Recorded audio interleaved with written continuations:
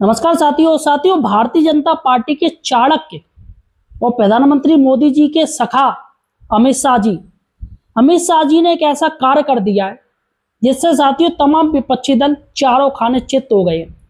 अब सोचिएगा, जो राहुल गांधी जिन विपक्षी नेताओं के दम पे उलते थे, मोदी जी को घेरने की प्लानिंग करते थे, लेकिन अब प्रधानमंत्री मोदी जी के चाणक्य उनके मित्र अमित शाह ने एक ऐसा खेल खेला है, एक ऐसा मास्टर स्ट्रोक चलाए जिससे पूरा विपक्ष साथियों चारों खाने चित्त हो गया है।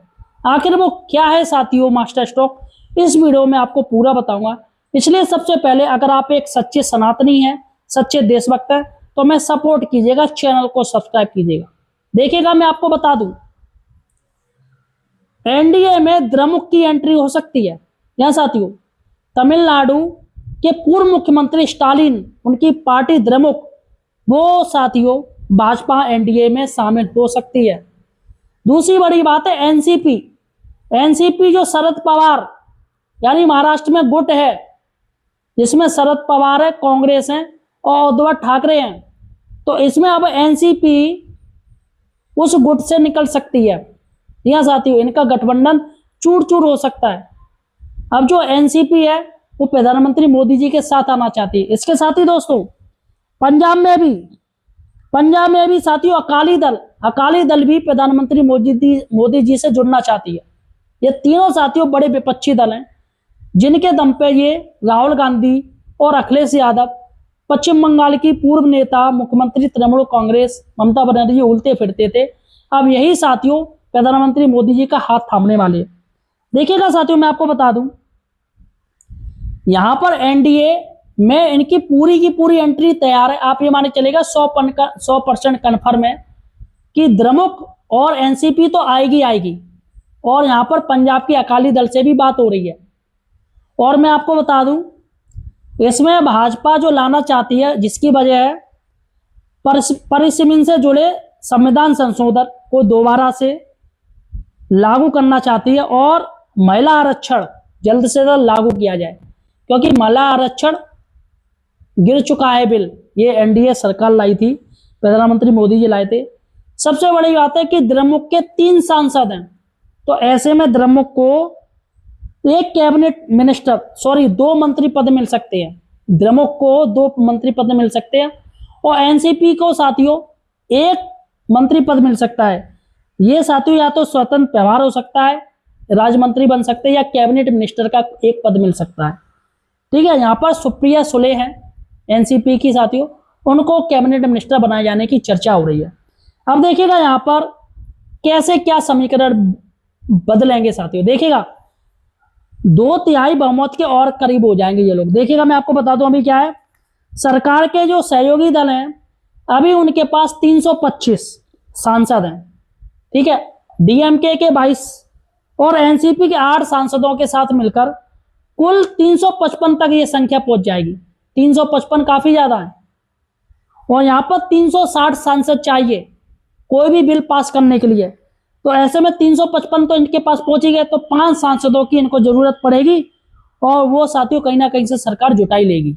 तो ऐसे में जितने बिल हैं और ज्यादा पास होंगे बिना विपक्षी सांसदों के। अब देखिएगा साथियों, सबसे बड़ी बात है कि आखिर ये जो दल है, ये स्टालिन है, ये कांग्रेस के समर्थन में बात करते हैं, और इसका जो भाई है उदयनिधि स्टालिन, वो सनातन धर्म के बारे में गलत बात करता है, टिप्पणी करता है। तो आखिर ऐसा क्या हो गया कि ये एनसीपी शरद पवार और ये स्टालिन ये भारतीय जनता पार्टी के साथ में आ गए? आखिर क्या वजह, देखिएगा मैं आपको बता दूं, इसकी कई वजह हैं। जिसमें वजह साथियों 5 राज्यों में हालिया आपने देखा था विधानसभा चुनाव हुए।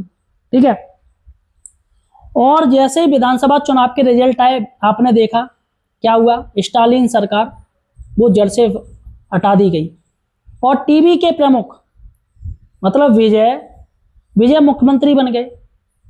अब ऐसे में विजय ये कांग्रेस के एंटी पार्टी थी और द्रमुक भी, ये दोनों कांग्रेस द्रमुक साथ साथ थे, लेकिन टीवी के की तरफ अब कांग्रेस जाने लगी है, उनमें उनकी हामियां बन रही, उनमें कुछ खिचड़ी पक रही है।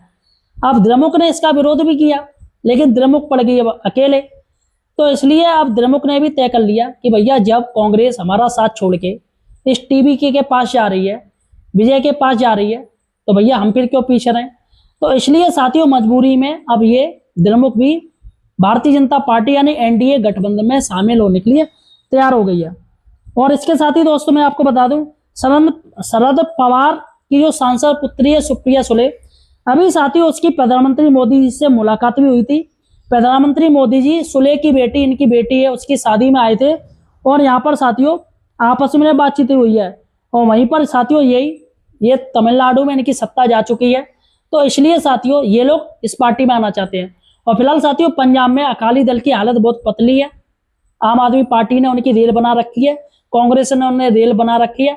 तो ऐसे में बिना भारतीय जनता पार्टी के ये लोग सत्ता में नहीं आ सकते हैं।